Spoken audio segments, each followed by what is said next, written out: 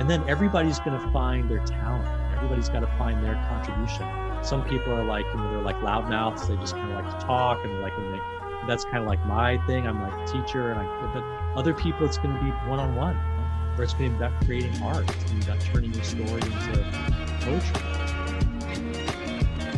Hey everybody, it's Jason Wright live today on the Oddball Show. How's everybody doing? I'm very excited today. I'm extremely excited. I have a guest on that I truly admire. Someone that I look up to in the mental health community and a lot. It's just someone that I've always really wanted to talk to. So let's just get right into it. So, thanks for joining us today. We have a very special guest and a personal hero of mine on the show tonight, Will Hall. Will Hall is the author of the books Outside Mental Health, Voices and Visions of Madness, and the incredibly thought-provoking and maybe even life-changing Harm Reduction Guide to Coming Off of Psychiatric Drugs.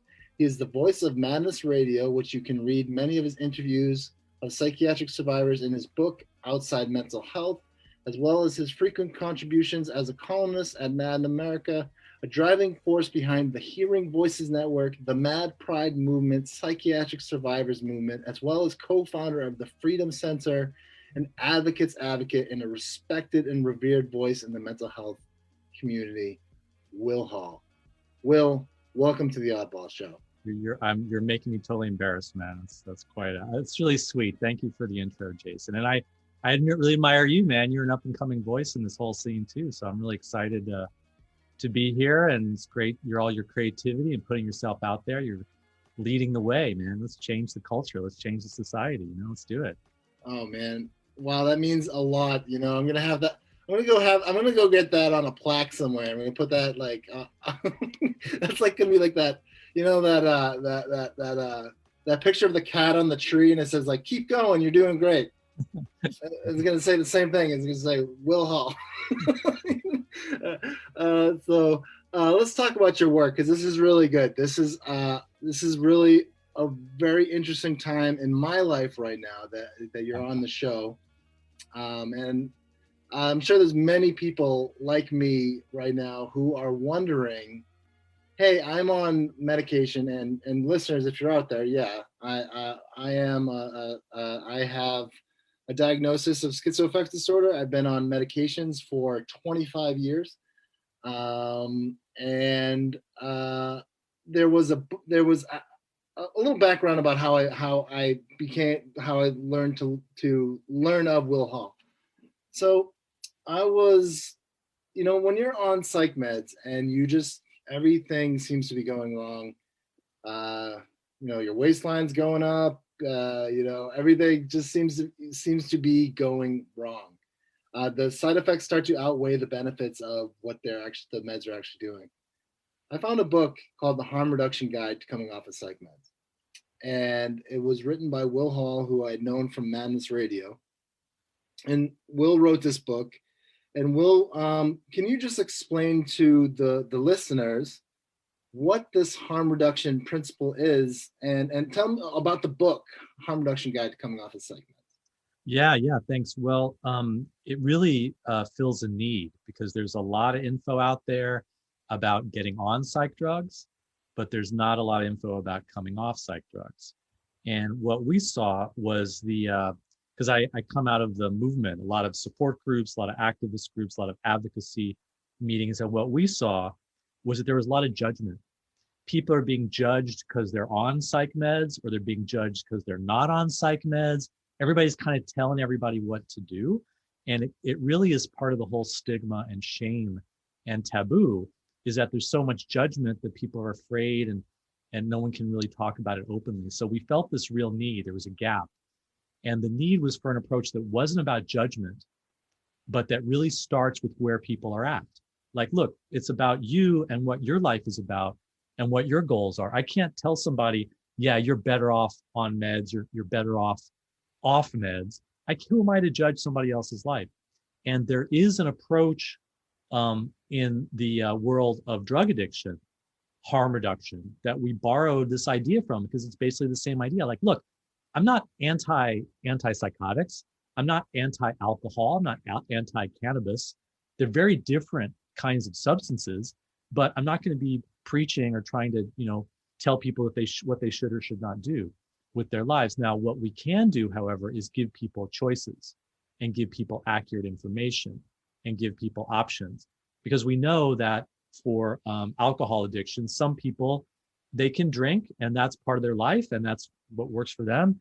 And other people, they touch one drink and they go down into a really bad addiction place, and they need to stay away from alcohol completely.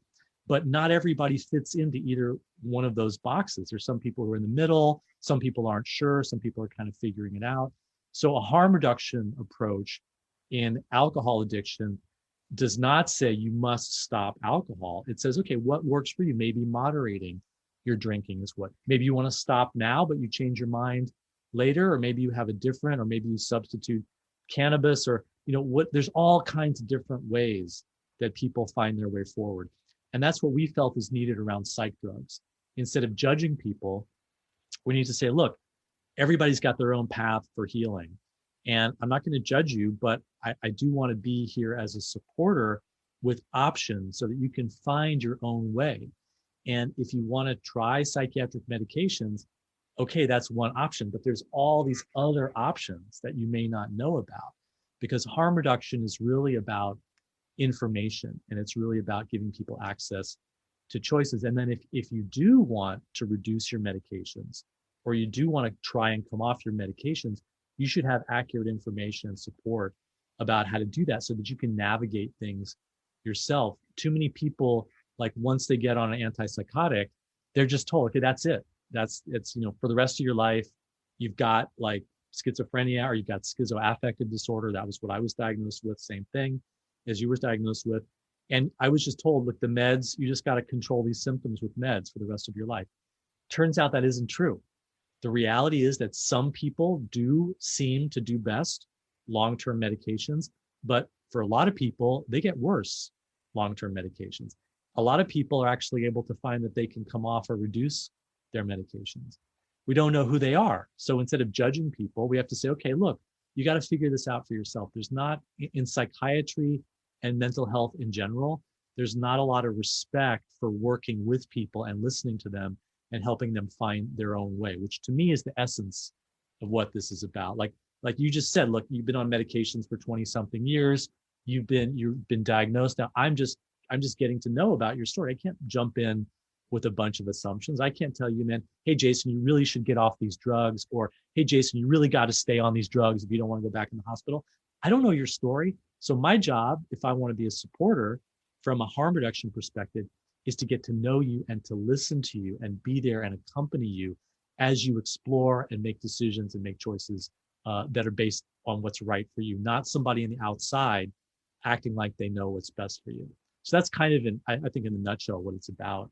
For me, it's about individual empowerment and finding your own way in relationship to substances, including psychiatric drugs.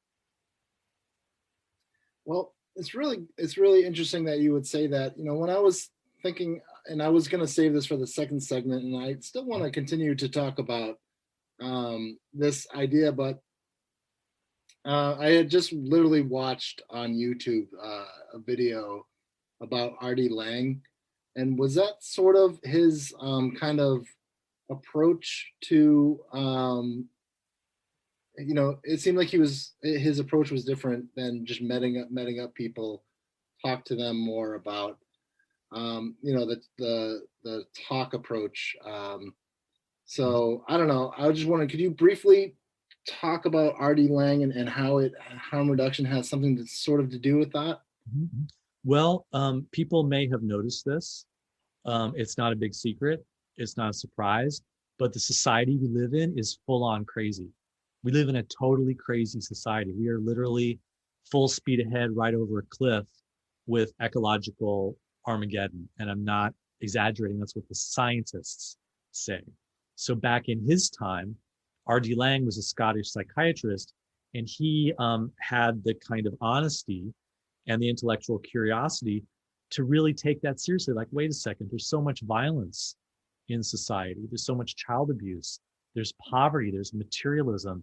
There's these incredible wars. I mean, a lot of the time when he was writing the US war in Vietnam was happening. So what are we doing telling people that you're crazy and you should adapt to and fit into and make yourself conform to the society? Maybe it's a little bit different. Maybe some of the people who are identified and diagnosed as mentally ill, maybe they actually are reacting to the kind of craziness of the society that we live in. And I'm all about listening to people. I'm not going to impose a view when I work with people or I'm in a support group. But that's what I see over and over and over again. People are, they're kind of waking up from all the trauma and the abuse that they went through. Rape is so common against women. The incest is so common. I mean, men too are trauma survivors. Emotional neglect, people who they may have had privilege, but they never were listened to. They never had their feelings really met by their parents, by the family that they grew up in.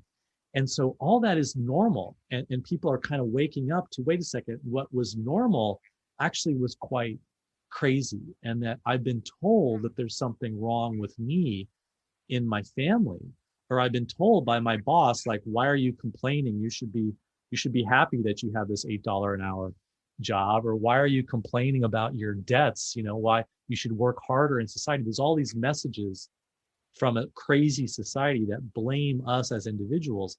And so what I see is that when people start to wake up and they start to understand, they turn that around. They say, wait a second, maybe I'm just having normal reactions to an abnormal society. And that's basically what R.D. Laing saw. He studied families, and he looked at the way in which someone who's diagnosed with schizophrenia actually is often responding to the family situation. And it's not just child abuse in the family. It can be something like a mixed message, like a double bind. Like in my family, for example, I was always told, well, you're so smart, you're so gifted, you have so much talent, you can do anything you want. But at the same time, I was getting this other message, which is that we're not listening to you, we're not paying attention to your feelings. If you have bad feelings, we're just going to shame you for them, and we're going to shut them down. So I grew up in this kind of crazy making family that was giving me these mixed messages that we love you, but at the same time, we're not going to listen to you. And I think I internalized that, and I sort of developed my own madness as a way of escaping that. And when I went into the hospital system, I was basically told, your brain's broken. It's genetic, and we've got this pill that's going to fix the chemistry.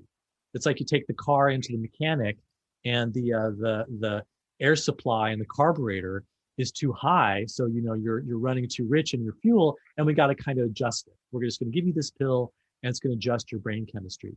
And R.D. Laing had enough integrity that he really looked at, wait a second, what are these medications doing? These are tranquilizers. And I'm not anti-medication. I know people find medications helpful, but we have to be honest about them. They're not fixing the broken machinery of our brain. They're actually substances. There's, Thorazine or Haldol has more in common with alcohol than it does with an antibiotic. I mean, it's a consciousness changing substance. These are tranquilizers. These are sedatives. In fact, some of the antipsychotics are used to sedate and tranquilize animals in veterinary medicine or in wildlife settings or wildlife management settings. So R.D. Laing was the psychiatrist who was willing to grapple with honesty about, look, the society is crazy. Families are often crazy. We have to be honest about these drugs. And now we're drugging these people instead of listening to them and instead of actually helping them understand the crazy environment that they live in. And so Laing really was outspoken about this. He started to challenge the prevailing kind of wisdom of his time. And he said, look, we have to actually realize that when someone is having delusions or they're having hallucinations or they're having like auditory hallucinations or voices or something, actually, if we listen deeply enough and we understand their history and their story and where they come from, especially their family, it can start to make sense. And Laing was very outspoken about this in the 60s and early 70s, when a lot of people were wondering whether the society had gone crazy. You have the threat of nuclear war, you have the US war in Vietnam, you have all the racism that wasn't being dealt with. And you also had the women's movement saying, hey, no one's dealing with rape or child abuse or incest. And so he was really part of a voice that was coming forward saying, look, we need to start to question that maybe society is mad and that we need to grapple with that, not by fixing the individual, but by thinking about social change. And Lang had the prescience to be aware that unless we make really big changes, that we are going to go off the cliff. We're either going to destroy ourselves with nuclear warfare, or we're going to poison ourselves to death, or we're going to completely dismantle the climate and habitat and basically destroy ourselves ecologically. And he put these things together. He said that we need a revolution within ourselves to be more honest and to grapple with the crazy society that we live in. But we also need changes in the society. And I see this over and over again, Jason. I mean, I see that people, in the support groups, individuals, people are facing poverty. They're facing the fact that they don't have a place to just go and hang out. There's no spare room at their brother's place. There's no extra money. There's no savings that they can take a break from their job. Everyone is being ground down by this kind of hyper capitalist individual exploitation that is going on. And so to blame yourself in that kind of society, I think is a serious mistake. And we need to start to have conversations and create a discourse and a discussion where we're starting to point to social change that's needed. And I think that's fundamentally what R.D. Lang was about. And he did a lot of really interesting work. He did work later on in his career where he was supporting the women's movement that was validating the experience of childbirth. Because you have to remember, in the 60s and earlier, women were just, if you were giving birth, you were just treated like you were sick. You're like, the doctor has all the control. The doctor makes all the decisions. There were no midwives. There was no decision making about natural childbirth or having a birth at home. And so Lang was critical of the medical establishment around childbirth in exactly the same way that he was critical of the psychiatric establishment, that maybe some of these things are more natural responses, but we've turned them into illnesses, we've turned them into diseases, we've turned them into disorder to kind of fit people into a society where actually we maybe need to turn that around. We need to make society fit into what human needs are and what individual needs are. So Lang has been a big inspiration for me. He's kind of fallen out of favor. He's seen as anti-psychiatry and anti-drugs. He really wasn't. His view was much more nuanced and complex than that. But basically, he believed in creating sanctuaries. And I believe in creating a place for people to go. If you're freaking out, if you're losing your mind, if you need to be safe, if you need to have a place that you can scream and yell and bang on the floor and make crayon drawings and just sort of you should have the space to do that. The psychiatric hospital isn't that place. That's a place where if you raise your voice, they're going to raise your meds. And I got into an argument with a nurse. I was in an isolation room. It was very traumatizing for me to be in an isolation room. They decided I was suicidal, and instead of just sitting with me and talking with me and trying to understand where these feelings came from, they just, we're locking you up. We're going to put you in restraints and put you in a van and then take you to the ER.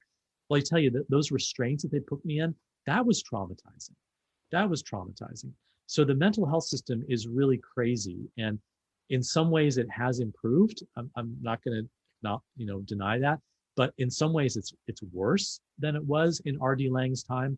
But he was one of the kind of the earliest, well, not the earliest, but he was one of the strongest and most popular voices for changing the system. And he had a really lasting effect. He was very influential for the patients movement. A lot of patients, a lot of women in the women's movement really felt validated by him because people knew that there was something wrong in these families. There's an abusive father and mom is really oppressed and no one's talking about their feelings. Everyone's just about performance and, making it in society.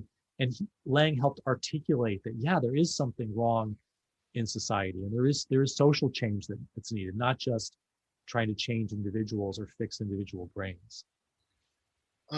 So can I ask you a question? So you talked earlier about, you talked about two experiences, and you talked about being in a psych ward versus being in a place where you can go crazy and draw on the walls and scream and shout and everything like that.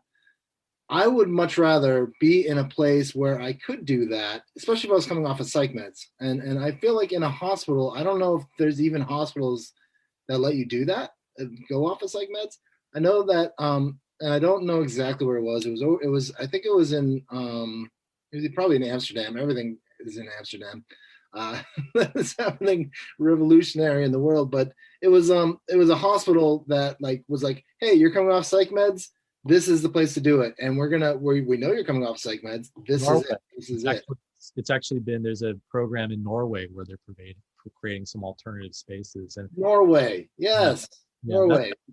There are big changes. The patients movement has been pushing for decades, and we're starting to make some headway. But for me, I mean, I'm an abolitionist. I don't think we should have a mental health system. I don't think we should have mental hospitals. I think it's just antiquated.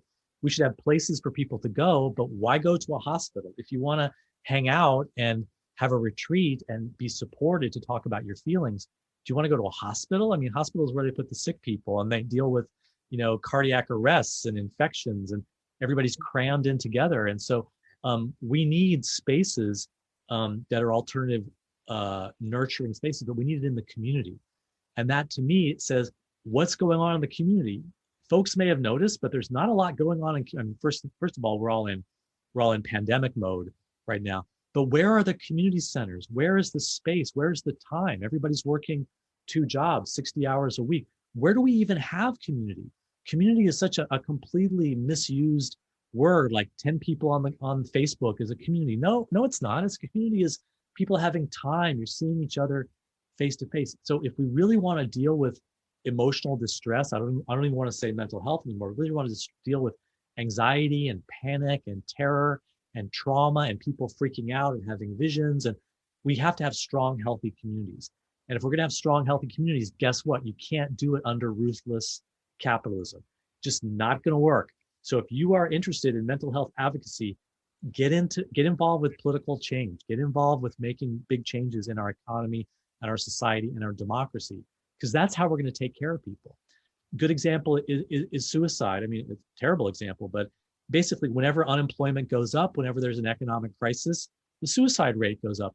Of course it does, because people's livelihoods are at stake. So guess what? If you want to have the suicide rate go down, you have to have things like guaranteed employment, guaranteed income, universal basic income, housing as a human right, places that people can fundamentally get their needs met in society. We live in the wealthiest society on earth. I'm in California. It's the wealthiest part of the wealthiest society. We can afford this. We don't have to put so much money into the military. We can change our priorities away from consumerism. We can start meeting basic needs, and then we can start helping the whole world. And if people think, oh, that's crazy. Well, actually, if I had told you that, in March, there was going to be a pandemic and that everyone was going to stay home voluntarily and all the businesses are going to shut down, you would say that's insane. Well, it happened, and people did it because of social solidarity.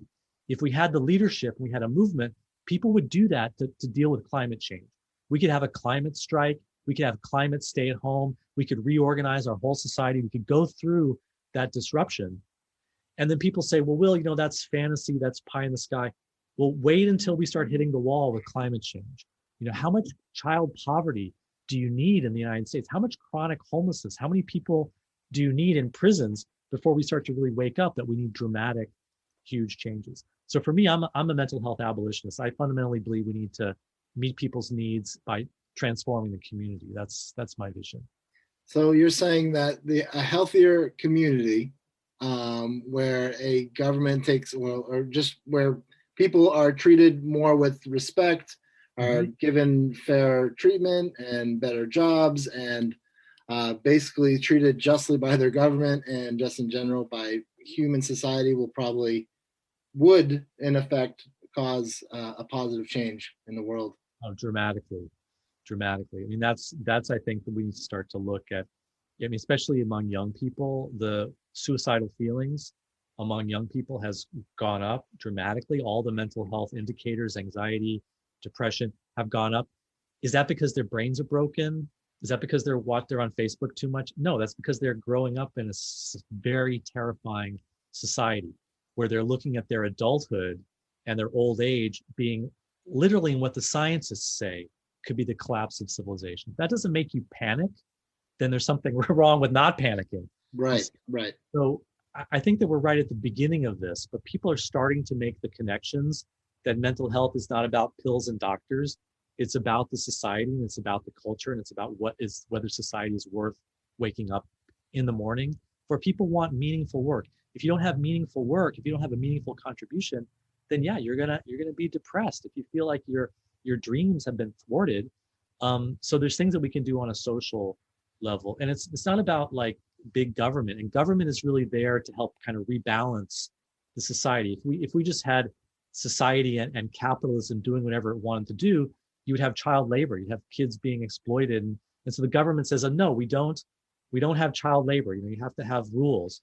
And what if we had some additional rules? Oh, sorry, no homelessness. Sorry, no poverty. Everyone has guaranteed housing. Everyone has guaranteed. We can do that. We can afford that as a society. We can manage. But the problem is politically. Do we have the will to do it politically and through democracy? And every single every single indicator of mental health that you want to look at, it has roots in social, political, economic, because that's where people live. People live in society. So you're under all these pressures. And so that's basically what I think we need to be talking about when we're talking about mental health. So well, if someone wanted to get involved with, say they wanted to simply get involved with an advocacy movement that would affect change in a larger scale, or just in general, if someone who's never advocated before, never did anything, what is a good small step for someone who's never really spoken up? Well, this is the beauty of the psychiatric survivors movement, and this is, I think, the genius of the psychiatric survivors movement. And we really got it from the women's movement. The women's movement, the feminism in the 60s and 70s, really what taught us this. It's about telling your story. It's about getting your voice out there. It's about really starting to talk about your reality. And that's the beginning. If you can really dig in, and you're going to find shame, you're going to find stigma, you're going to find a lot of blocks. Like, can I really, I mean, Jason, I applaud you for just putting that out there, man. I'm on meds. I'm diagnosed with schizoaffective disorder. I'm thinking about coming off. What am I going to do? That's the society we need to live in, where people have the courage. And to me, that's really where the movement is, and then everybody's going to find their talent. Everybody's got to find their contribution. Some people are like, they're like loudmouths. They just kind of like to talk, and that's kind of like my thing. I'm like a teacher, but other people, it's going to be one-on-one, or it's going to be about creating art. It's going to be about turning your story into poetry, or it's going to be about, showing up at the meetings and doing the volunteer work and connecting. I like a model where people go to the meeting for getting out the vote. You're trying to get this candidate or that candidate. You're trying to get Bernie Sanders. I was a big Bernie Sanders supporter. And you go to the meeting and everybody goes around and you raise your hand. You say, yeah, my name is Jason. My name is Will. I'm here. I'm diagnosed. And then you come out, and then all these people are like, wow, they've never heard that before. And then someone comes to you in the break and they're like, hey, I'm diagnosed too, but I would be too afraid. That's the movement. Yeah. That's the social movement. That's really the heart of it. And then it just goes from there. It goes from there. Hey there, all you mammals and Martians. This is Prof from The Oddball Show. If you've been tuning into our preposterous podcast and like what you've been hearing, why not pop over to iTunes and leave us a review? iTunes not your thing? Well, then come on over and follow us on Spotify, Stitcher, Google Play Music, and Buzzsprout. Learn more about who we are at oddballmagazine.com and jplineproductions.com. Link up with us on Twitter, Facebook, and Instagram. Send us a tasteful yet inspiring postcard, or just give us a holler in your nearest CB radio, good buddy. On behalf of Jason Wright and myself, thanks for listening to The Oddball Show, and stay tuned.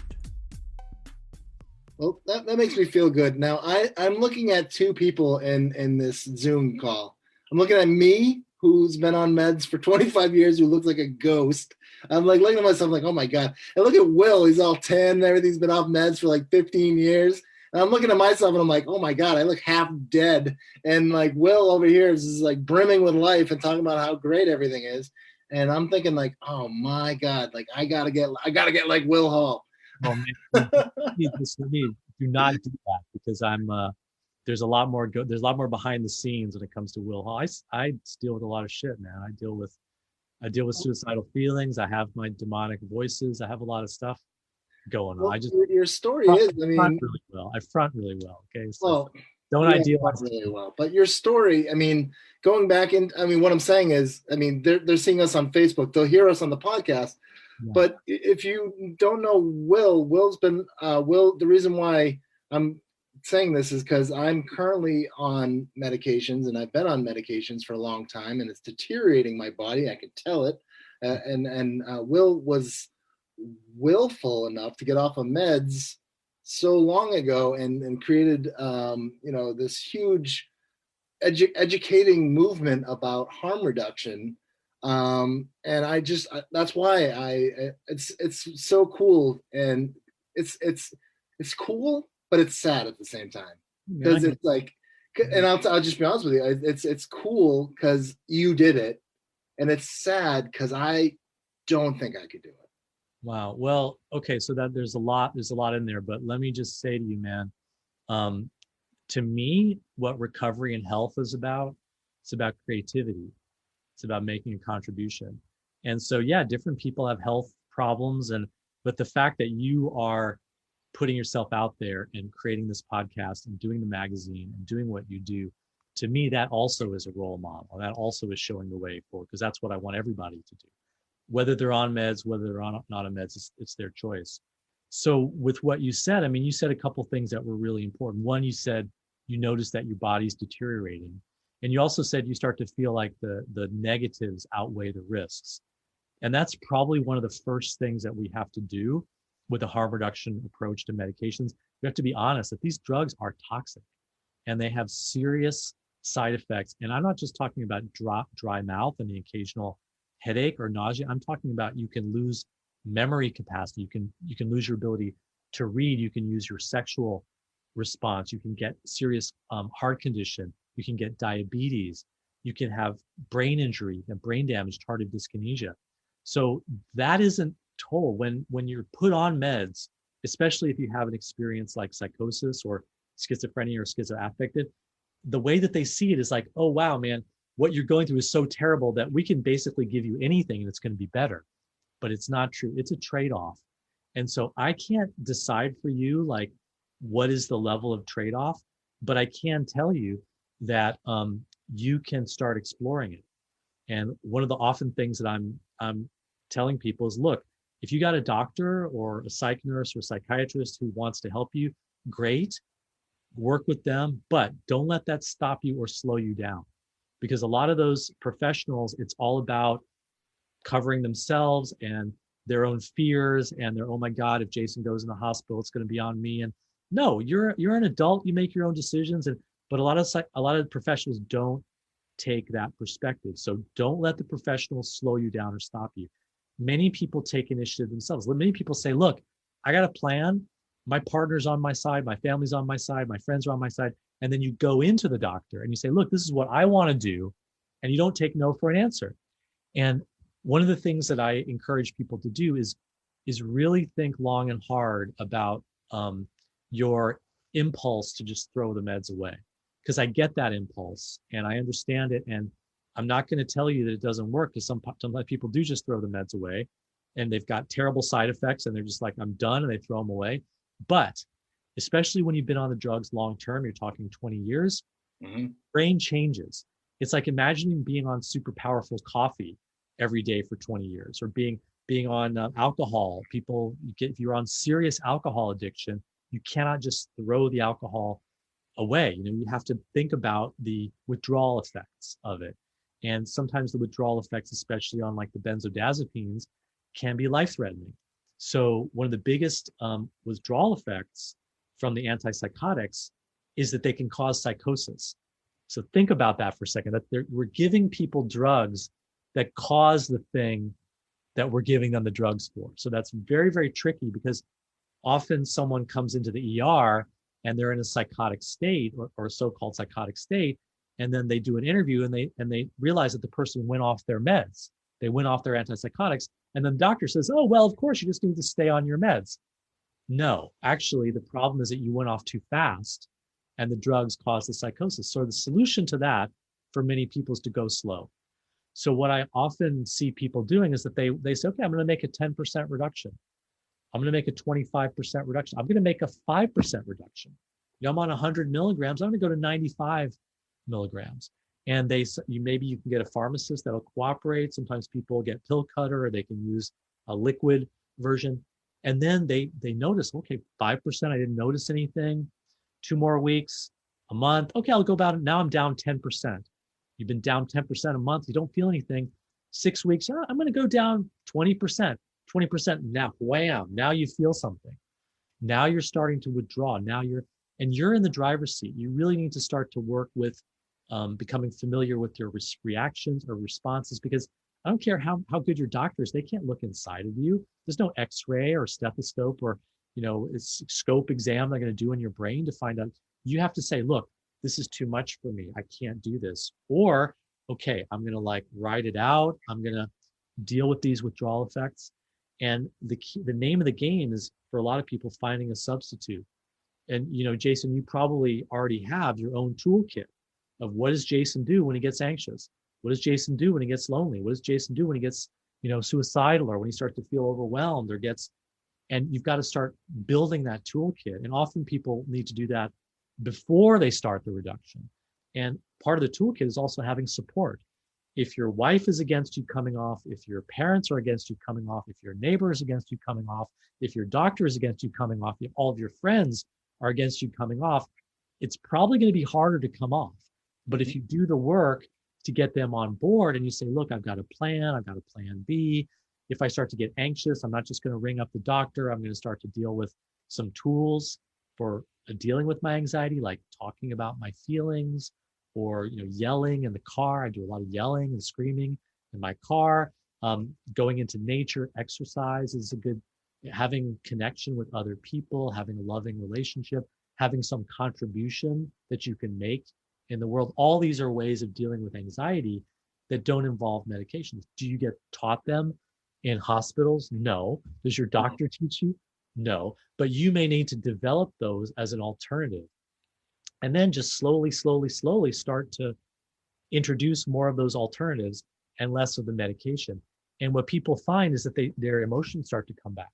You may think of yourself as a super chill, under control person, but you start reducing your meds, you realize you got a lot of anger. And then you realize, wow, I got a lot of good reason to be angry. Part of which I've been on these meds for 10, 15, 20 years and no one told me, and now you got to deal with your rage. Now you got to deal with your anger, and you got to deal with your grief, and you got to deal with your loneliness, and you got to deal with your sense of loss. I mean, I was on disability for 15 years, Jason. That took a lot out of me. It really held me back with my school, with my career, with my life. I was under this, I'm a mental patient. Something's wrong with me. I just need to be collecting a disability check.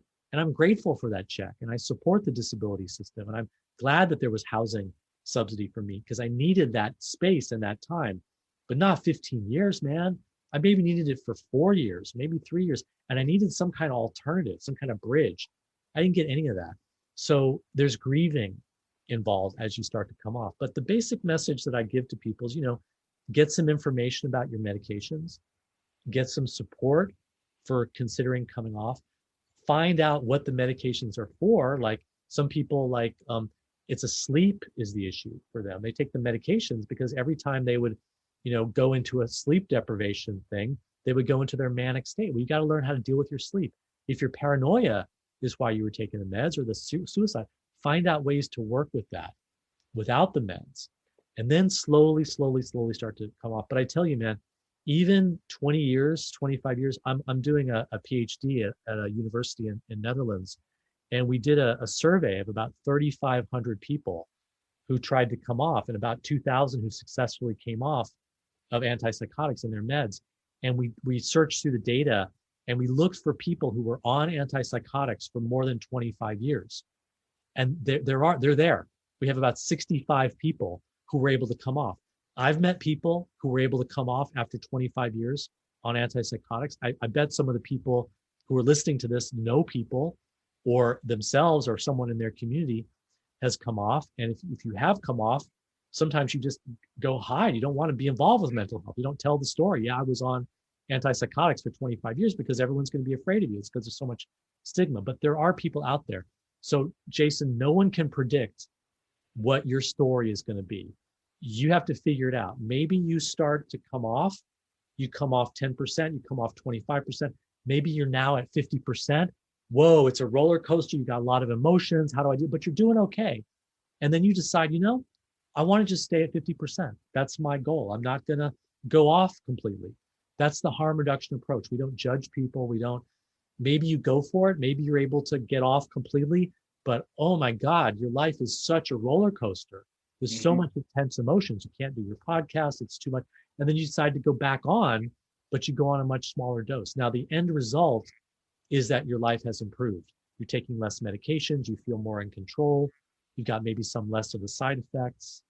So the whole harm reduction approach is not about being on meds bad, being off meds good. It's about how do we meet somebody where they're at and help them improve their life by having more empowerment. That's the heart of it for me, is being able to make your own choices, your own decisions, rather than some doctors saying, you're schizo, you need to be on these drugs forever. No, let me figure that out. Let me come to that through my own process of exploration. Wow.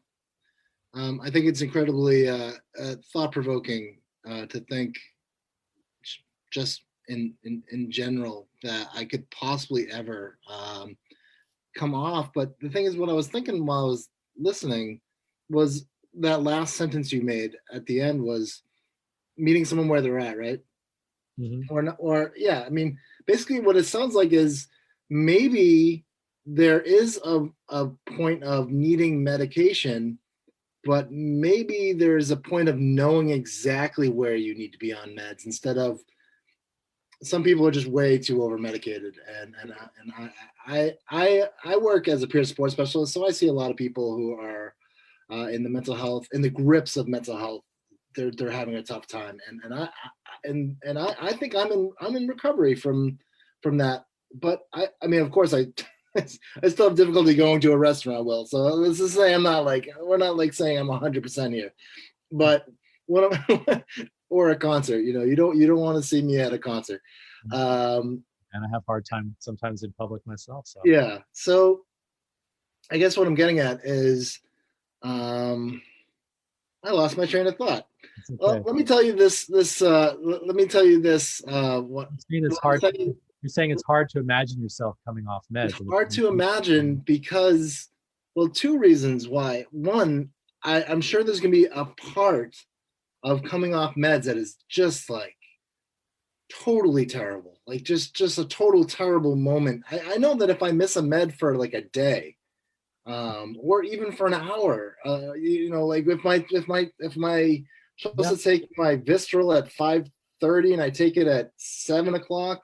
Wow. You know what I mean? So yeah, there's a dependence that comes, because if you get hooked on an addictive drug and you don't take it, you don't have that caffeine in the morning. Yeah, you get the withdrawal. It's the same principle. Absolutely. That's information. You don't want to just stop taking it. You want to maybe come off gradually because it's overwhelming. But yeah, it's not. I mean, a lot of people. There are people that are like, it's easier. Usually it's people who haven't been on very long. Yeah. They haven't been on a very big dose. They haven't been on multiple meds.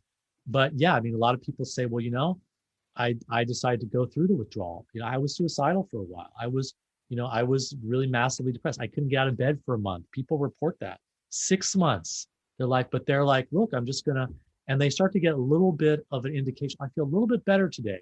I feel good because I feel like it's detoxing. I feel like and they get kind of like signposts on the way. And if you have those, then you make the decision.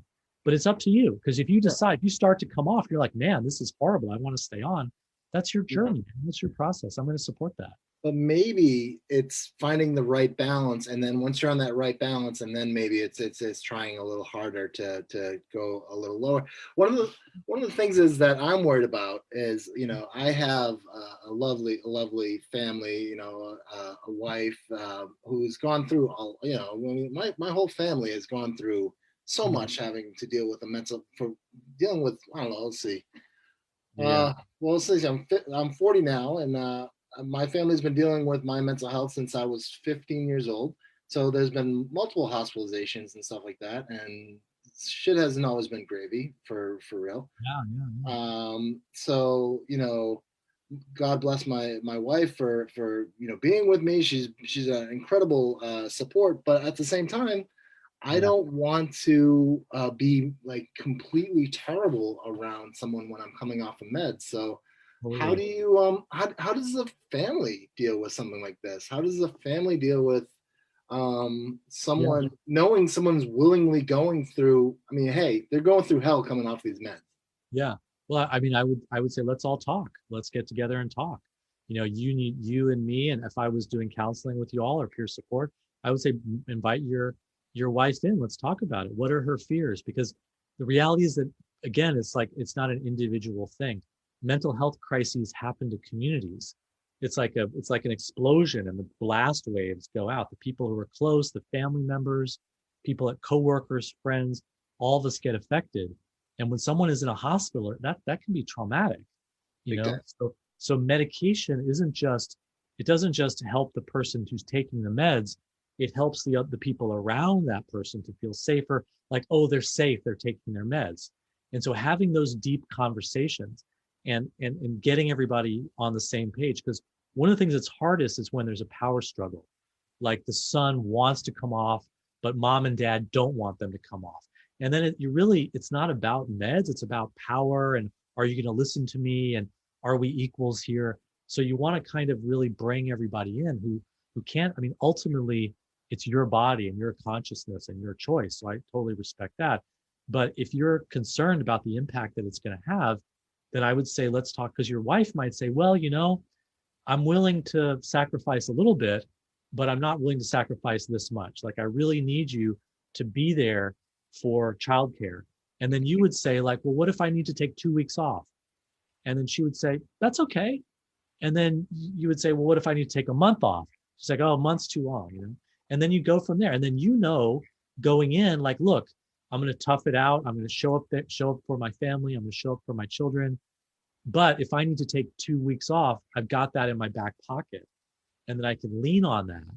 But then if I start to feel like that's not enough, maybe I need to increase my meds again. Yeah. So conversations like that, but everybody's got their own process. I mean, some people it's about family. Some people it's just flat out economics.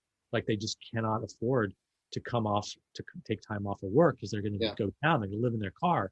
So yeah, keep taking those drugs, man. If that's what helps you get the paycheck to stay off the streets, then yeah, let's figure out some other ways to help you improve your life and improve your health. And then the meds maybe is step 4. You got these other steps before that, So that's, again, harm reduction approach. Yeah, harm reduction, right.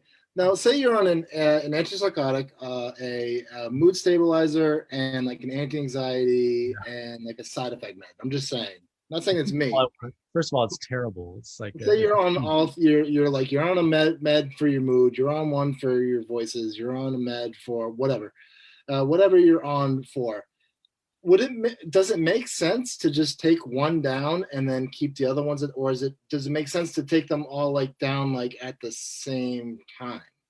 Good question. There's people right now saying, well, my drinking of alcohol is out of control, my smoking of weed is out of control, and I keep getting high on coke every weekend. Which one should I cut out first? I mean, it's like, who knows? I mean, can you really decide which is going to be? I mean, in a situation like that, my first reaction is like, wow, these are completely quack doctors that are thinking that this drug targets the voices, this drug targets the anxiety. It's like you come to the doctor and you're asking for a tool, and they're looking at their toolbox and they're thinking, yeah, I got a lot of tools. Hammer, hammer, hammer, hammer, hammer. They got one thing to hit you with, and that's drugs. They don't have any training with communication. They don't have any training with therapy. They're just going to give you drugs, and they're going to give you with this whole like atmosphere of authority. So that's madness. Now, if someone is on multiple drugs, sometimes I'll say, well, like, which drug do you feel like isn't doing anything? And often the person knows, like, oh, I started this drug just because the doctor said. I didn't feel like it helped, and it made me worse because I got this new side effect. Then that's typically the one you might start with. But this is, I mean, the research, and some, because I'm starting to study this in my PhD program, the research also doesn't know. There is no algorithm. There's no like recipe. it's very individual, and so some people, they reduce all their meds proportionally at the same time. Some people, they want to have that anti-anxiety drug as a backup, so they don't want to be messing with that as they reduce their antipsychotic. So everybody has a different story, and there's an idea that a brain is like a combustion engine, that there's just a basic design. No way. The mind is super creative, like crazy creative. I mean, there's an example that I give is that there's this guy, you can look this up. It was a gentleman who came in for some kind of complaint, and he was completely normal. He had a job. He had a normal by normal standards, right? The job, a wife, he's in society, he's got his family, he's part of society. They did a scan of his brain, an x-ray of his brain. He was missing 90% of his brain tissue. Oh, wow. 90% of the guy's brain is gone, and he's still like functioning normally in society. What does that tell you? It tells you that the human mind is totally creative and brains are totally different. And the idea that one brain is this and it's just the model for everything. So we have incredible diversity in our personalities and our individualities and our way we think. And we're going to have incredible diversity in our responses and our relationship to these drugs and in the way that we come off of them. I mean, I did interview with someone on Madness Radio who was on like 6 drugs and came off of them cold turkey. But that was her. And she was like, she couldn't leave her house for 6 months. That was her choice. That was her strategy.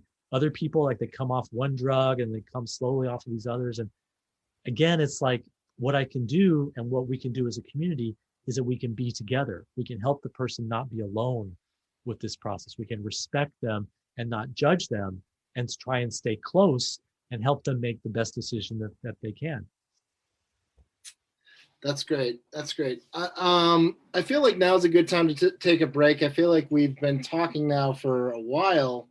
I don't remember. I pretty much lost track. Will, this conversation has been so impactful that I just totally lost track of how long we've been talking for. I think we pretty much covered everything about that. The one thing I do want to say before we go into break is just a quick story about how bad psych meds were for me. At one point, actually, is it worth saying this story? I don't know. I guess so. Why not? This might help somebody. So I was on a medication called Vraylar. It was a medication that was brand new. Just I was told that it would work really well. Well, some meds work different for other people. So I started hearing voices. I wasn't being able to sleep.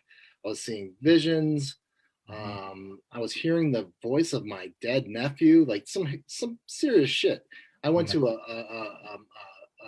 I was hearing the voices of all sorts of like people, and I thought I was just interacting with people. My energy was all over the place. It was crazy.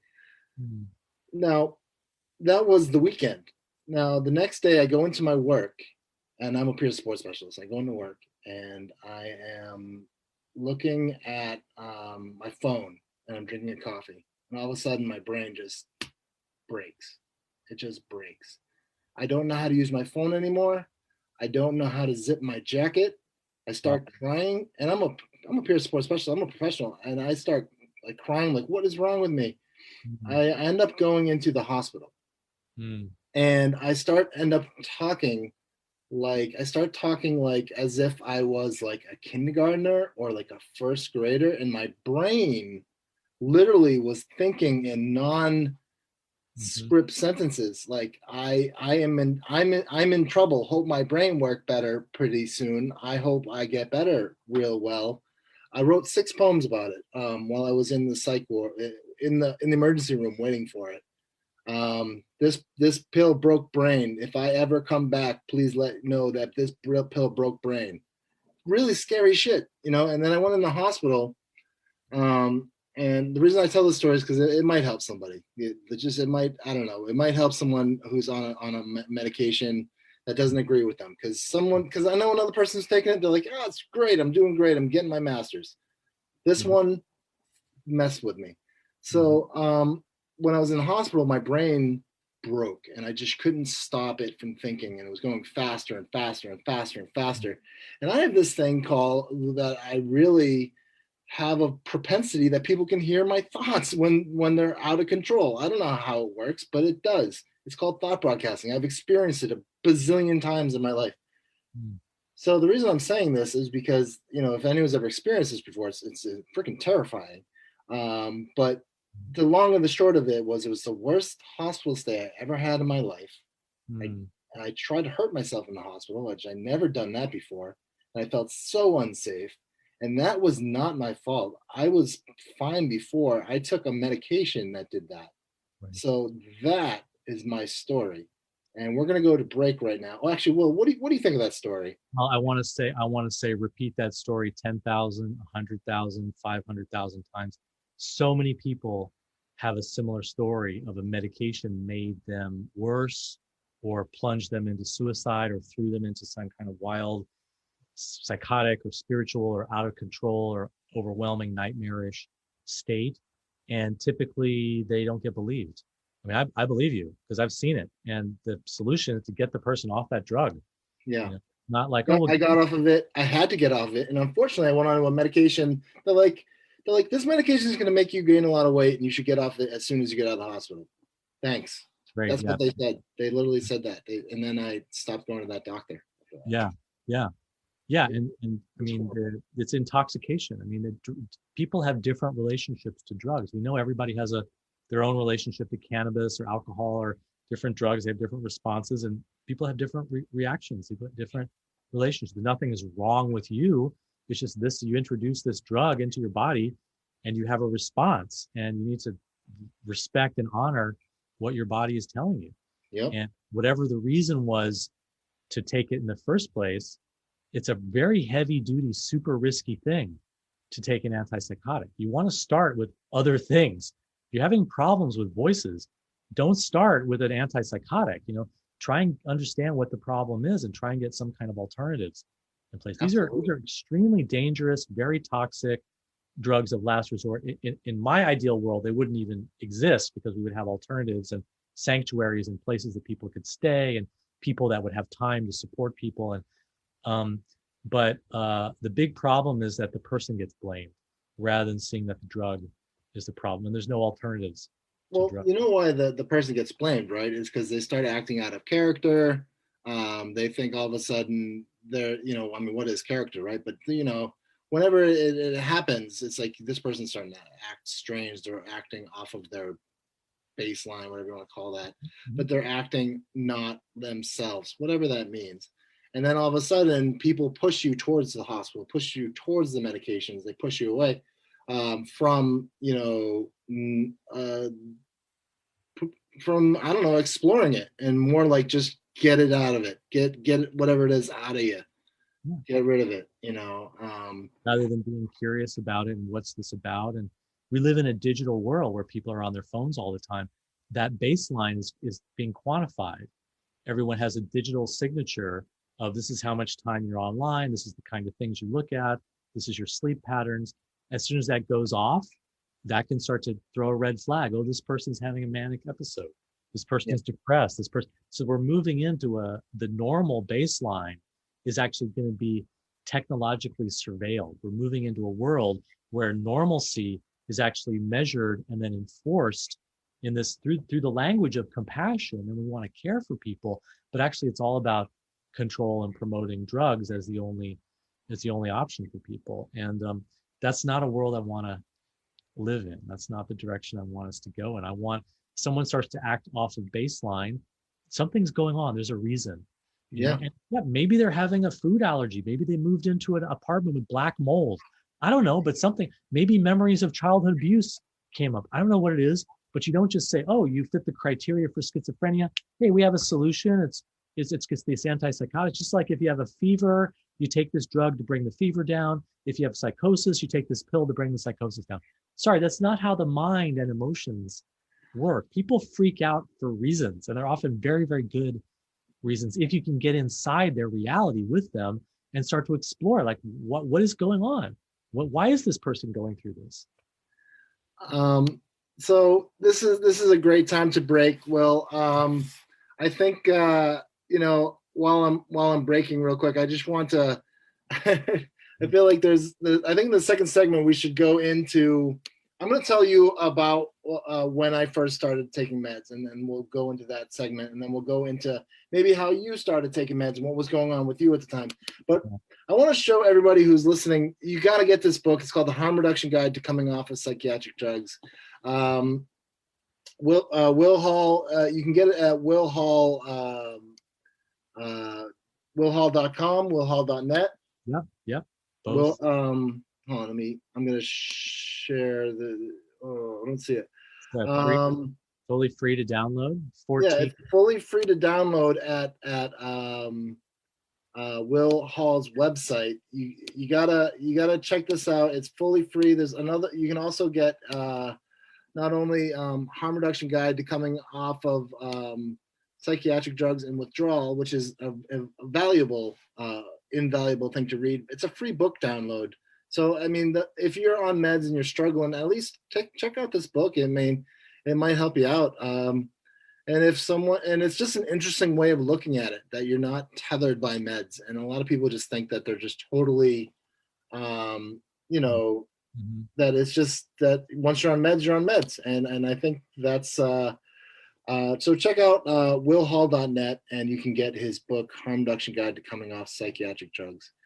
So now I'm going to shift gears for a second, and I'm going to talk about what's going on with Oddball Magazine.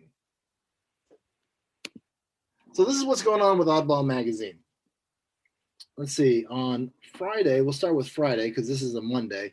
Friday, we had the podcast with artist advocate Lloyd Kaufman, who's famous for Toxic Avenger. That's available. That's available on all of Apple networks, on Buzzsprout, on Stitcher Radio, iHeartRadio, all those things. We also had a poem by Barka Shaw, and we had a comic strip from Jeffrey Fallon, The Secrets of Skinny People. And also, we had a poem by Lori Rosen with artwork from Paul M. Peterson. And on Friday, we had our awesome column, Wise Words with Bruce Wise. On Thursday, we had Janet Cormier's Bamboozled No More. This was a good one. On Thursday, we had feedback with Lizzie Von Teague, as well as The Underground Garden of Liza Zayas. You got to check out these poems. They're all our columnists. And then we had a great poem by R.K. Singe. That's pretty much what's going on with us. If you want to learn more about us, you can check out oddballmagazine.com. And you can also check out our new Oddball Foundation. We are hard at work bringing the Oddball Foundation to light. It's advocacy through art, helping out and creating supportive communities through mental health advocacy. And if you would like to donate, you can donate at our website, and you can also check out the Oddball Foundation, where we have our mission statement, where you can read all about what our mission statement is, why we created the Oddball Foundation, and everything that goes on into creating our Oddball Foundation. A lot of cool stuff. And then also upcoming November 30th, we are going to be doing our free workshop called the Future No Future workshop, presented by Oddball Magazine, and that's going to be on Monday. That is free to the public. Just got to buy a ticket so you don't Zoom bomb us, and we know you're coming and you don't Zoom bomb us. So that's November 30th.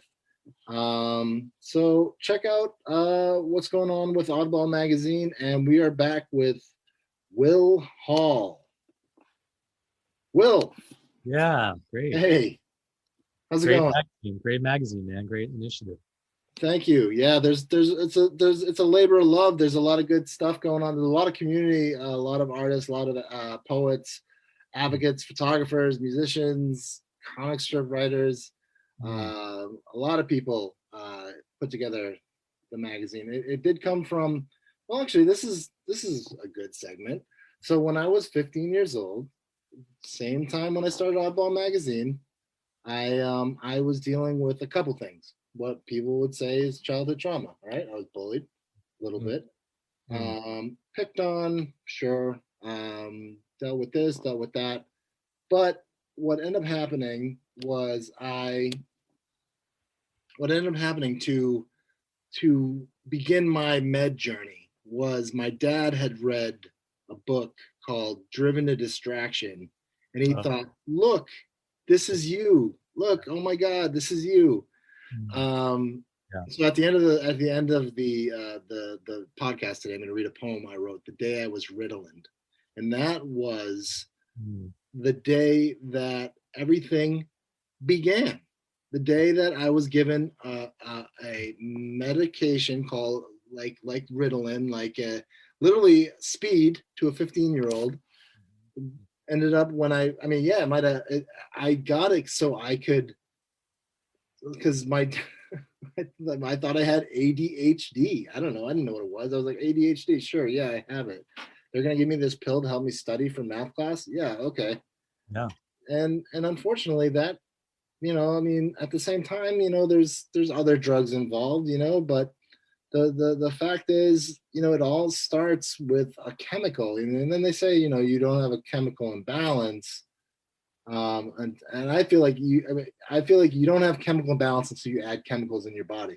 So when you're adding any chemical to your body, then now you have a chemical imbalance. Right.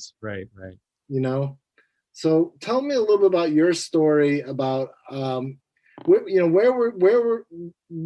so I was 15 when I first started my med journey. Were you around that age when you started as well?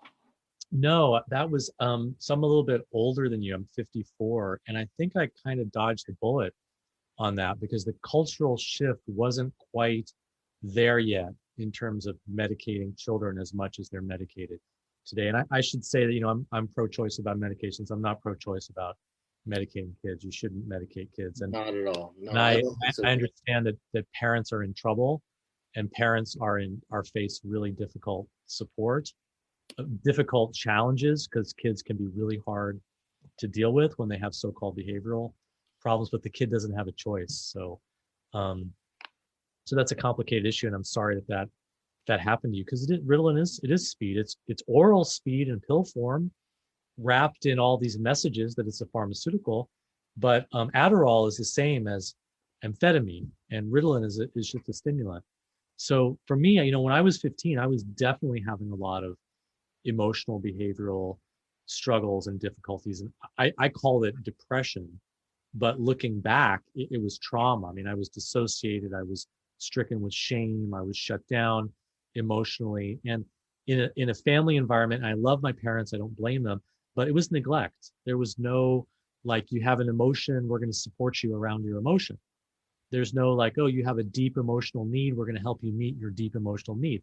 It was all much more superficial and control. And my parents were both really big trauma survivors, so they just had their plates were full with their own emotional problems and chaos, a lot of chaos in the family. So I had, at 15, I was definitely having a lot of struggles, but it wasn't until I think 23 that I started on meds. And, I was struggling, and all I knew was that this is my depression. That was the word that I learned to call it. I had been in therapy. No therapist had ever really been able to connect with me. So I went to this place called the Bay Area Depression Treatment Center, and my therapist gave me a referral to a doctor. I went into the doctor, and the very same meeting with the doctor, he gave me a free sample of Prozac. And I started taking Prozac, and Prozac was like everything I wanted a drug to be. It was like the best cup of coffee I'd ever had in my life. I mean, I was so happy on Prozac. I was just happy, and I got high on Prozac, and I got manic. I was having a manic reaction on the Prozac. And at the time, I think this is more known now, because if you look in the black box warning and you look on the inserts it says that a manic reaction is associated with Prozac. And we know that's true of all the antidepressants. They can cause mania. They can also cause suicidal feelings, but I didn't know at the time. And so I went into outer space, man. I was acting really weird. I lost my big career job, which I was under a lot of pressure. I don't want to put it entirely on the Prozac, but I had this wild delusion that I was just going to like, be fine without a job. And of course, when I left the job, eventually the Prozac started to stop working, which they call Prozac poop out, which is like, actually it's because of drugs. No drug just keeps working forever. Eventually it stops working because it's a drug. So the Prozac stopped working, but now I don't have now I don't have a job. And now I've lost all those professional contacts and I've lost some of my friends. So now I have this whole layer of shame plus poverty. And I just started to spiral down. I mean, that was how I went in. That's how I went into the system, And so I wasn't given any kind of protection. There was no like, hey, take this drug, but watch out. We're going to monitor you carefully. I thought that I was, I had a chemical imbalance. I thought that I met the criteria, and I thought it was a good thing. I mean, I was like, great, I'm going to take this drug. They're going to find it. They're going to find out. They found out what's wrong with me. They're going to fix it. So now I'm just going to be fixed, because no one wants to walk around in life with your broken leg that's not set. You want to get your leg set so it can heal. So I thought I was setting my broken leg. I was doing the responsible medical thing.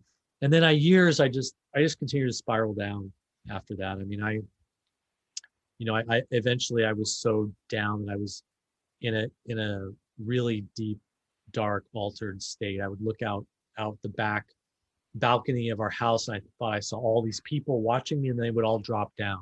Oh, wow. And I would see rats running around, and I was so afraid of my roommates that I would go in and out of the window because my days and nights were so backwards. Looking back, there was a lot of shame, a lot of hiding. And I would go into a cafe, and this was all in San Francisco. I'd go into a restaurant or shop or something, and people could know what I was thinking, and they were trying to hurt me, and they were tracking me. And I thought that the devil was trying to communicate with me through a postcard. And so I was in really bad shape, but try different meds, try new meds. And then eventually I just got swept up into the psych system, on grounds of, well, he's suicidal. And we were protecting, no, they weren't. I mean, if someone's suicidal, you care for them, you listen to them, you sit with them, you don't put them in restraints and then put them in a emergency room. That just added to my trauma, added to my overwhelm. And I learned what a lot of people who have suicidal feelings learn: don't talk about it. Don't talk about your suicidal feelings with professionals, because they're going to lock you up. That's the opposite message. We should be sending the message that there are safe places to talk about your suicidal feelings, that you're not going to be punished or locked up. And if they had said to me, like, look, Will, do you want to go to the hospital? Do you want to be in a safe place? I would have considered it, but there was no collaboration. There was no respect. There was no empowerment for me. And for trauma survivors, choice and control and empowerment are really crucial, because that's what you lose when you're traumatized. When you're violated in trauma, whether it's abuse or violence, you lose choice and you lose control. And so regaining it, even in small ways, is really super important. So the system just re-traumatized me. And again, harm reduction approach. I mean, I work with people. I have people in my life, they choose to go into the hospital, or they end up in the hospital, they have a positive experience. So I respect that. But basically the hospital system is like a broken product. It's like if you were selling chainsaws that, 9 out of 10 times the chainsaw works perfectly, but 1 out of 10 times the chain snaps off and slices someone's arm off, you would get that chainsaw off the market. 10% risk of major injury is too high, So the risk of hospitalizations traumatizing people is too high. The risk of these drugs is way too high. They're broken products. They're not safe products, even though some people can use them safely. Some people do find benefit from them. We have to start promoting alternatives to these. Yeah. So I know we've been talking about this a lot, and this is a very passionate subject, but I just want to, to the listeners, to people with mental health issues, this is where I'm gonna make a blanket statement. They say that people with mental health issues will live a shorter life than someone who doesn't have a mental health issue. I'm going to challenge that and say, I think it's not because of the mental health issue, but it's because of the psych meds and the health issues that cause the problems that cause from the psych meds that cause a shorter lifespan. I think that you can live a very good life and have bipolar, depression, schizophrenia, schizoaffective, OCD, ADD, whatever. I think that these medications, unfortunately, are slowly killing people. And I know that's really dramatic, but I truly feel like when you see statistics of mental health survivors versus people who've died much and who've become statistics from being a mental health statistic, I really do think it is not the. I don't think it's the mental health. I think it's the causes. I think it's the cure. I think it's the cures that are causing the people to die early age from diabetes, from metabolic syndrome, from all these kind of things. I was walking around with a Zyprexa belly, which is like a beer belly, but it's a Zyprexa belly. It's literally, you have it from antipsychotic meds, because they just pack on the pounds. Yeah. I'm not saying that I'm totally anti-med because I have to take meds. I have to say that I hate medications because I have to take meds. But at the same time, I'm talking to you, Will Hall. I'm going to work 40 hours a day. I'm sleeping at night, and I'm doing all the right things. Yeah. Possibly because of those meds, possibly because I've learned how to adjust. But what I'm looking at is that there's just I don't know if listeners realize that there's a statistic there that say that if you have a mental illness, you might live 20 years less than someone who doesn't. And I think that could be challenged if you figure out how to live a life sans medication. Yeah, I mean, there's a lot of evidence that the medication is really the driving factor in that lower life expectancy, but there's also suicide, there's other factors. And one of the ways to think about it is like this. So back, it used to be that being gay or being bisexual was considered a disease, a mental disease. And people were literally tortured to death by psychiatrists because they were seen as disease, because they were gay or lesbian or bi. And that was how psychiatry operated up through the 70s, and that changed. But before, psychiatrists, they would interview gay people and they would say, look, gay people have a higher rate of suicide. Gay people have a higher rate of depression. Gay people have a higher rate of anxiety. Gay people have a higher rate of addiction. So clearly, obviously, being gay is a mental illness, right? But now we know that actually it wasn't being gay, it wasn't being different that was causing all those emotional distress. We know it was homophobia. It's the society's reaction. So what I see is that a lot of people who get these labels of bipolar or schizophrenia or even depression or OCD or whatever, there's the experience. But then wrapped around the experience is the social reaction to it. People are afraid of the experience. They stigmatize the experience. They run away from the experience. People get isolated. People get driven into a corner. And just like homophobia drove that emotional distress, it wasn't being different. That was the reason why people are more suicidal or more prone to addiction. That's nothing to do with being gay, like nothing to do with being gay. It's the society's reaction. So all these things that we're talking about, let's say someone has a so-called bipolar mania, right? Now, what I could tell somebody is like, look, you could be a shaman. You could be an artist. You could be just a very creative person. And you're also very finely tuned. If you're a very finely tuned violin, and if you are delicately tuned, you're going to produce incredible sounds. But if you're not, it's going to be screechy and it's going to be horrible. So you got to learn how to tune. And the way you're going to learn how to tune is by dealing with your sleep issues. Now, someone like that might not have any problem at all because they can just live with their creative difference. They're different. Someone who hears voices, another good example. People who hear voices, they think, oh my God, the voices is I'm mentally ill, I'm schizophrenic, I've got to get rid of the voices. Well, maybe hearing a voice is part of your creativity. Maybe it's part of your spirituality. Do you know that most people who hear voices don't have any problem? People don't even know that. They think that auditory hallucinations is a sign of schizophrenia. The vast majority of people who hear voices of someone who is deceased, or they hear they're a writer, or a creative, or a poet who hears voices, or they hear voice as there's part of their spiritual practice. They hear the voice of God, or they hear the voice of someone when they're. And so if we tell people you're schizophrenic, you're ill, we need to, keep you medicated and keep a watch on you, it's going to terrify the person. If we tell the person, hey, you're different. Gay people are different. Not everybody's gay. Not everybody hears voices. You're different.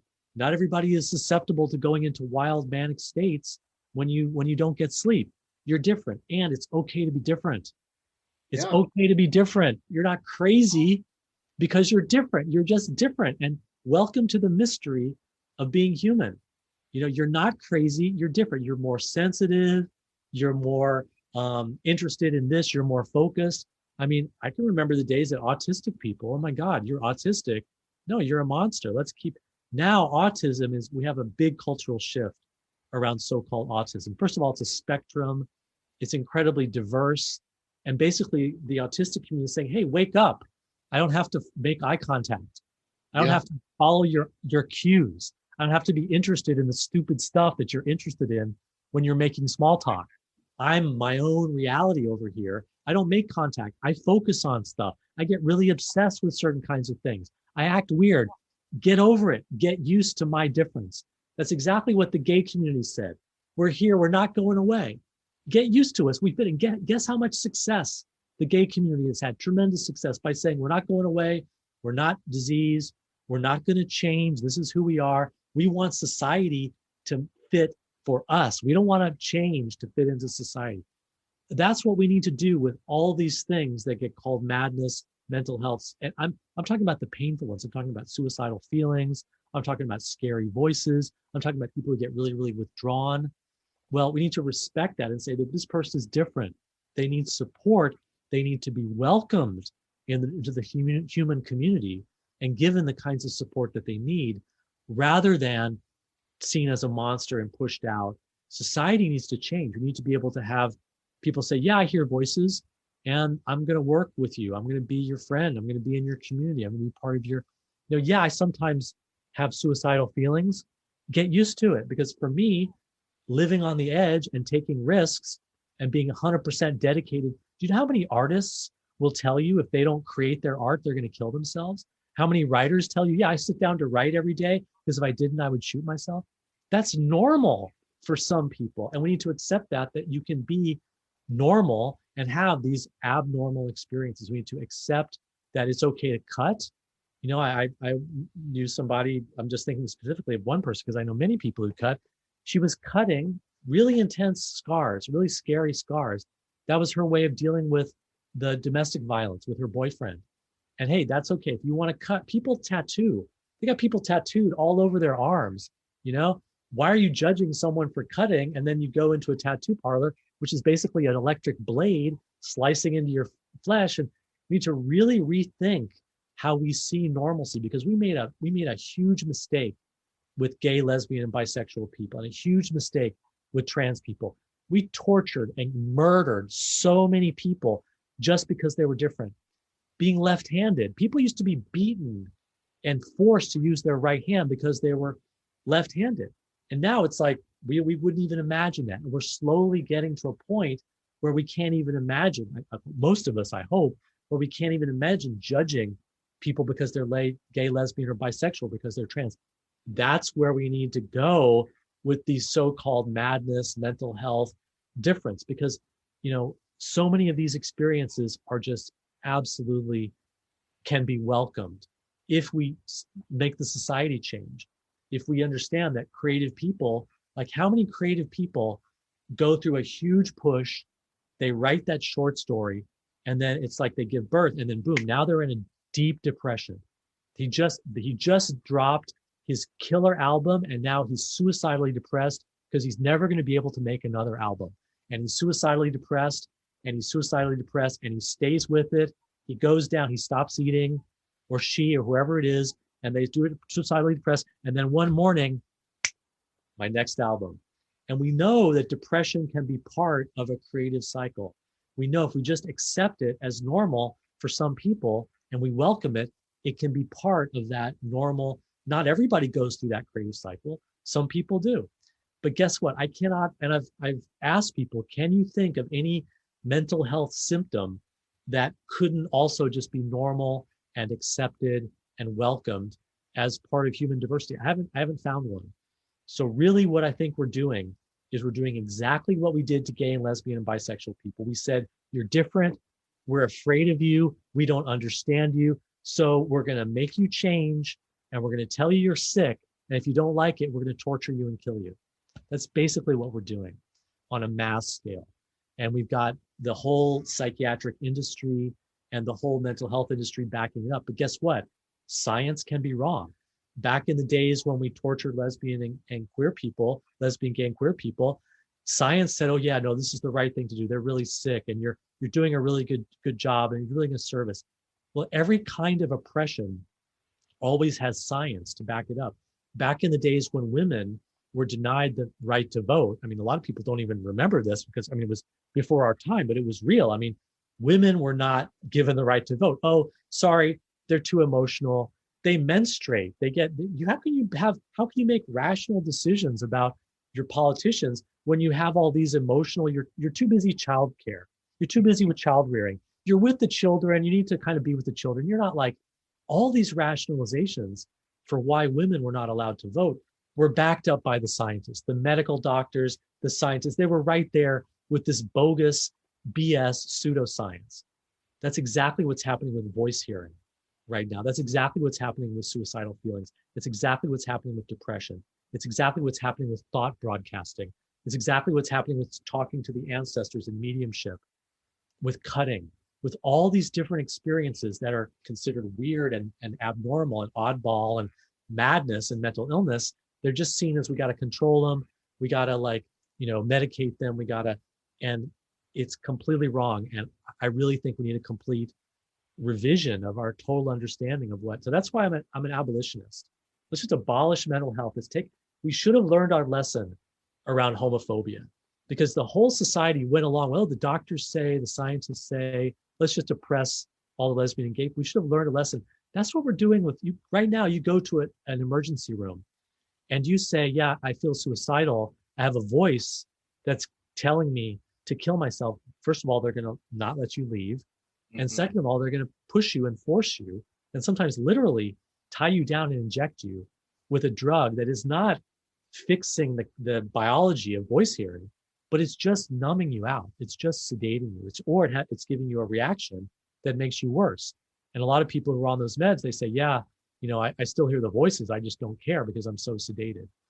So this is a crime. This is a complete wrong direction with science. And the scary thing is that more and more people are buying into it in the United States, and it's spreading worldwide in the name of modernizing our mental health system, the name of providing good treatments, all out of compassion. Well, guess what? All those people who were locked up in psych hospitals and said, now, these feelings that you have for another man, we really need to get those fixed. That was done out of compassion too. That some of the worst kinds of evil in society are done in the name of good. I mean, think about colonialism. Think about the Spanish Inquisition. Think about the Crusades. Think about the massacre and genocide against indigenous people. It was all done in the name of spreading the gospel and spreading enlightened civilization. So, harm reduction view, respecting people where they're at with their substances. If you want to continue on your meds, man, God bless you. You're creative. You're living your life. Do whatever you want to do. I totally respect it. But let's be honest. Whatever it is that you went through, Jason, you were never crazy. You were just different. That's how I see it. And it's really hard to deal with difference. And maybe medicating it was the best thing that you had. That 15-year-old kid, I don't think he needed Ritalin. I really don't. I think you needed something else. You were different. Something was going on. But at 15, I bet you were the canary in the coal mine for your family. I bet your family was pretty messed up. I bet there were problems in your family this is just my assumption. This is my guess, because this is what I see with 15-year-olds. I bet there was something in your family. And instead of saying, hey, let's get around the kitchen table and start talking, they're like, oh, well, let's fix Jason with some pills. Yeah. That's pretty much it. Well, there's so much we could talk about from peer support to the MAD movement to everything. There's two things I mean, first of all, we need to close off. We've been talking forever. I could talk to you forever. You're like the guru that I need in my life. But honestly, two things I want to say. All right, I'm just gonna go out and say it. The movie Beautiful Mind, okay? The way that they portrayed voices and stuff in that movie was bullshit, and it was sensationalized, and I hated it. Yeah, I hated that movie too. They lied about medication. You know that John Nash, the mathematician John Nash, who was in Beautiful Mind, played by Russell Crowe, he was actually recovered because he wasn't on meds. And then they rewrote, that's in his biography, they rewrote the story to make it into an antipsychotic advertisement. That is criminal level propaganda.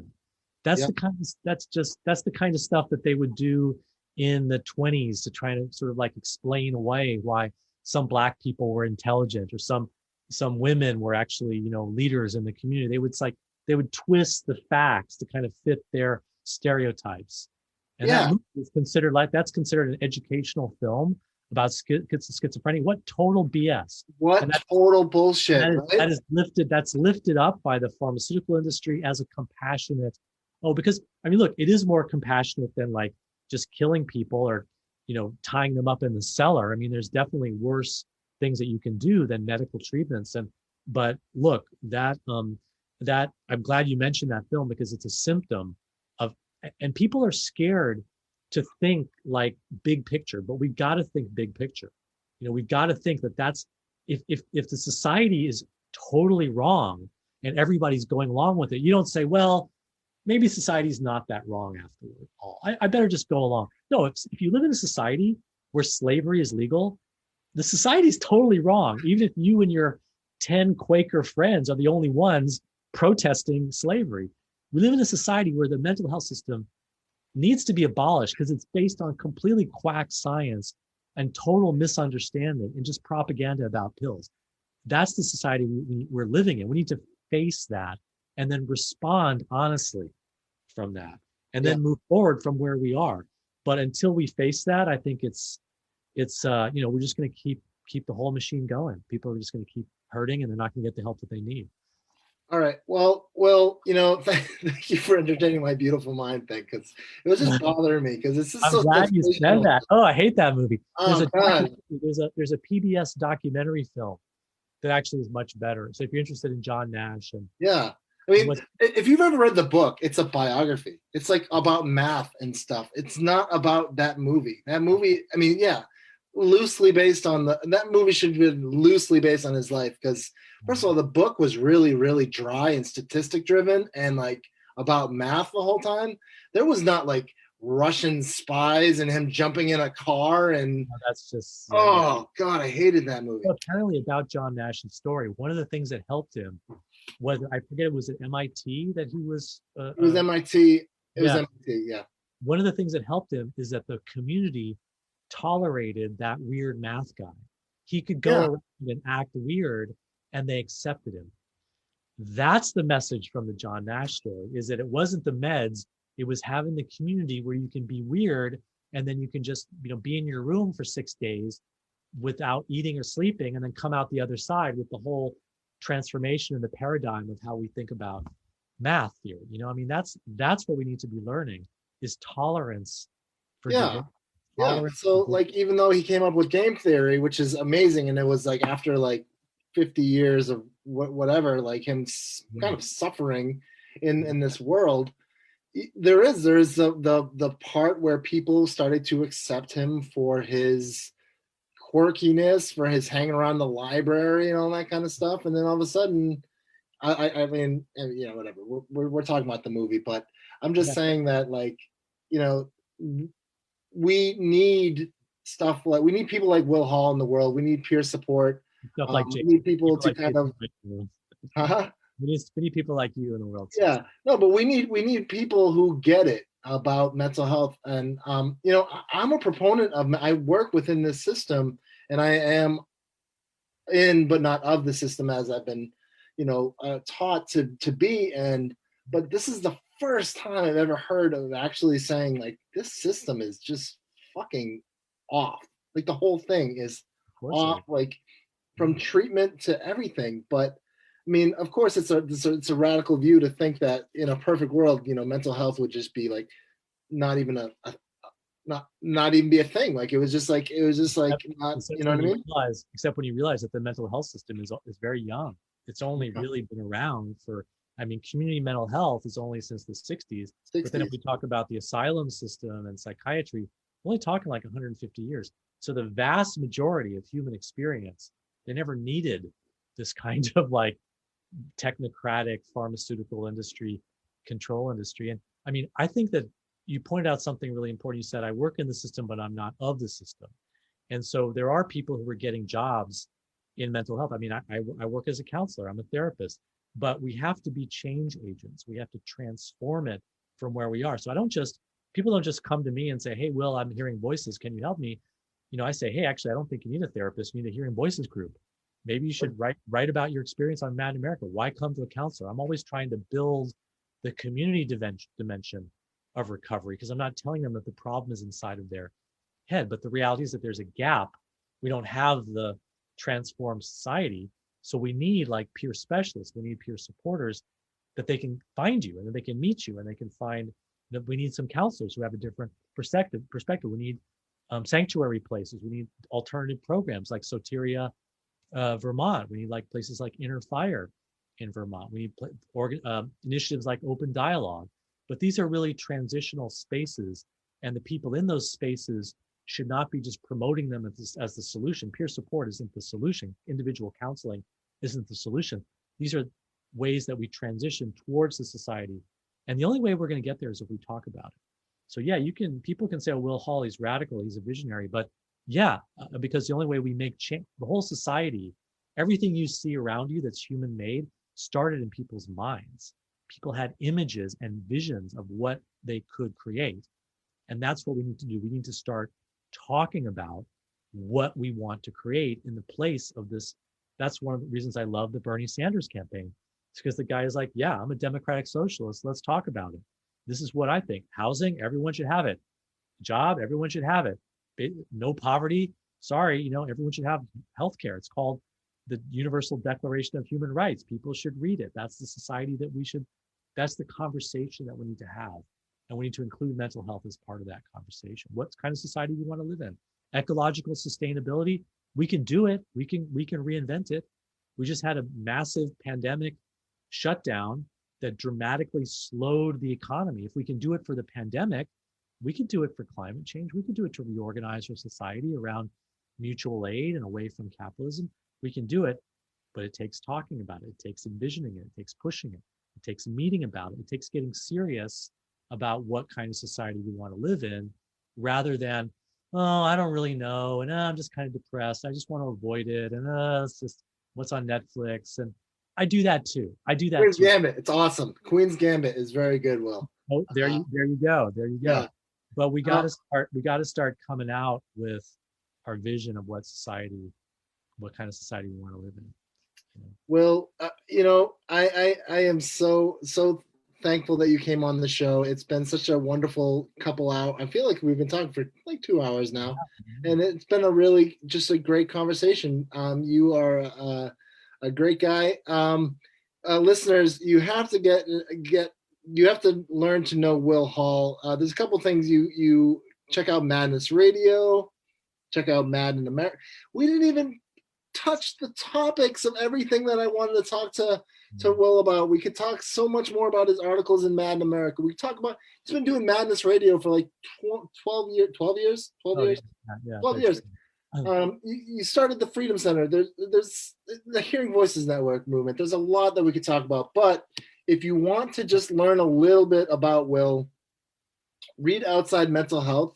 Not only is there's personal essays of Will's, and there's also like some real OGs in here, like Oryx Cohen's in here, and Leah Harris is in here, and Sarah is in here. Sarah David Dow, she's been on my show, and just some really great stuff. Outside Mental Health. Voices and Visions of Madness. Download it for free. You can download it for free if you don't want to buy You it. can download this for free. You can. Okay. Okay, so you can download. All right, so this my first page got ripped off, but this is the harm reduction guide right here. And you can also get Outside Mental Health for free, both on willhall.net. Check out Mad in America for more of Will's articles. We didn't even talk about the article that you wrote in June about defund the police, which was amazing. And I'll just say one thing. If you are a mental health expert and you have if you're having a mental emergency on your if you have a mental emergency, call 911 on your voicemail. Just consider changing that. That doesn't really help anyone. And if you want to really learn more about that, read Will Hall's article was in June on Mad in America. So yeah. Get the police out of mental health. Police should not be in mental health, and this is starting to change around the country. Now, the question of who should be in mental health is another question, but clearly the police have nothing to do with responding to mental health calls to 911. And the therapists that put, if this is an emergency, hang up and dial 911, and they just do that to cover some legal fantasy that they're going to get sued. But you don't want to be spreading the idea that calling the police or going to the ER is safe, because it's not. Let's be honest. It's not and safe. in the article, it details about 10 examples of how it was not safe for someone to get a wellness check by the police. So once again, Mad in America, Outside Mental Health, Voices and Visions of Madness, and Madness Radio. Will Hall is all over the map for mental health advocacy, abolition, really, which is awesome.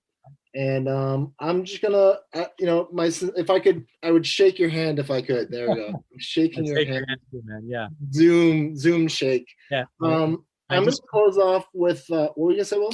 I just want to give a shout out to Oddball Magazine, and make some donations, y'all. They've got the Arts Foundation and really worthy cause. And Jason, you're modest, but you are blazing the way and you're showing the path. And you're the voice that encourages other voices to come forward and lets other voices make it a little bit easier to come forward. So thank you for your work, Jason, and all that you do, brother. Thanks, Will. Man, that means a lot. I'm going to close off today with just a lot of gratitude for Will Hall, but I'm going to read this poem. It's called Jagged Thought 122. Heroes Are Born in the Fire. And I wrote this about May 3rd, 2016. So that was during the dumpster presidency. So that was May 3rd, 2016. But it's more about just what you would say madness in general. So Jagged Thought 122, Heroes Are Born in the Fire. Every tempered word is heard. Flocks of free birds and four-letter words full of expletives and sedatives, medications and libations, mounting frustrations. Place your bottles on the mantle, see how much you can handle. Take a psych ward stay, regress back to your last one. Take your shoelaces away and out by 9 like the last one. Write with a magic marker, not a stilo, they are dangerous. And no belts or drawstrings, let the medications strangle us. And when they take a writer's pen and you have to write with magic marker, you gotta go slower, gotta write smarter. So you slow your flow so the ink doesn't bleed and smudge. And you write each word slower one by one. I don't need love to push the tourniquet, the medication to silence the mental Tourette's, the sedation of a Ramones song with broken legs. I don't want to live in a pet cemetery. I don't want to live my life again, like Joey said. Caffeine in my bloodstream, my regret is strong like my heartbeat, irregular. Up the Geodone, the risks outweigh the benefits. Using first generation meds. No cell phones, no cords, milks and juice in the fridge under lock and key. And this is supposed to work for me? I am an independent schizoaffective. I am no derelict. I am the president. I am the karma in the sutures. 13 stitches in my head like no effects. Brain damage or just another piece of the pie chart. Working at the rhythm's the only job I got. The memory of loss goes a long way back, and I sit and await the cold compass. The math of 1 med plus 2 meds got me fed up. Living with the trees, the forest lit up. Heroes are born in the fire, awake and breathe like the grass around the centipede. Up goes your levels, down goes the depression. Balance in the force, Jedis ask questions. Still have wrong answers. Hans flies with an 8-foot dog, and Leah, well, I respect Leah. She stands with us, not the doctors, not the process, the manics I trust. Heroes are born in the fire. Heroes walk among us. That was Jagged Thought 122, Heroes Are Born in the Fire. And that's why I wrote it. I wrote it because of Carrie Fisher. That's why. Yeah. She was a super advocate back, before, this was even before she passed. I don't know if she had passed around this time, but did I look up to her. Her story was awesome. So That's what that one's about. That one, the Princess Leia there. In case listeners, you don't know, that's Princess Leia's Carrie Fisher. Well, thank you for being on the show, man. 1,000 thank yous, really. I appreciate it. Thank you, Jason. Thank you so much. Hell of a guy, really. Like, oh my God, I could still talk to you. You're great. All right, well, everybody, this has been the Oddball Show. We've been with the awesome Will Hall. My name is Jason Wright. We'll see you all real soon. Be good to everybody. Bye.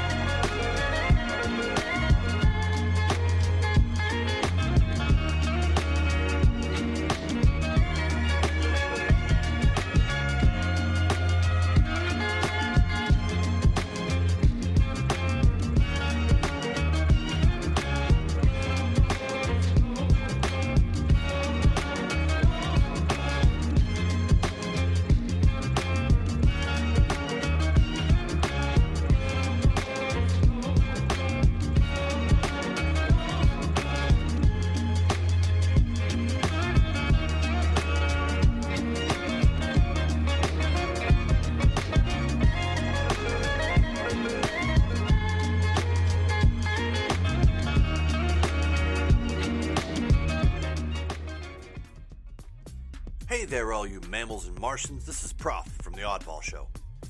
If you've been tuning into our preposterous podcast and like what you've been hearing, why not pop over to iTunes and leave us a review? iTunes not your thing? Well, then come on over and follow us on Spotify, Stitcher, Google Play Music, and Buzzsprout. Learn more about who we are at oddballmagazine.com and jplineproductions.com. Link up with us on Twitter, Facebook, and Instagram. Send us a tasteful yet inspiring postcard, or just give us a holler in your nearest CB radio, good buddy. On behalf of Jason Wright and myself, thanks for listening to The Oddball Show, and stay tuned.